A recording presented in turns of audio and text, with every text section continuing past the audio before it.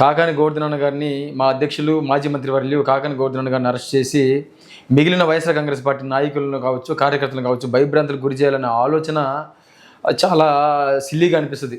ఈరోజు గోవర్ధన్ గారిని అక్రమంగా అరెస్ట్ చేసి మా గొంతులు నొక్కేచాలా, మమ్మల్ని భయభ్రాంతులకు గురి చేయాలని కూడా వాళ్ళ మూర్ఖత్వం అనేది ఖచ్చితంగా తెలియజేస్తా ఉన్నాం. దాదాపు ఈ సంవత్సర కాలంలో ప్రతిరోజు కూడా ఏ రోజు కూడా మేము భయపడి ఇంట్లో కూర్చోాలా.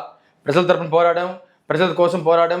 అలా ప్రజల తరపున మేము మాట్లాడుతున్నాము, ప్రజల తరపున మేము పోరాడుతున్నాము, నిత్యం ప్రజల్లో ఉంటున్నామని ఒకే ఒక దురుద్దేశంతోనే ఒక కన్ఫెషన్ స్టేట్మెంట్ ఎవరో ఇచ్చిన కొన్ని అభియోగాలతో ఈరోజు మా నాయకుడు గోవర్ధన్ గారిని అక్రమంగా అరెస్ట్ చేయడం జరిగింది.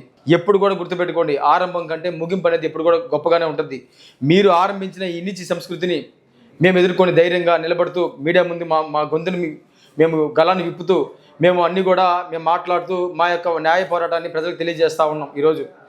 ఈరోజు అలా మేము మాట్లాడగలుగుతున్నామంటే మా నాయకుడు మాకు ఇచ్చిన భరోసా కావచ్చు, మా నాయకుడి మీద మాకున్న అభిమానం ఎలాంటిదో మీరు తెలుసుకోవాలా.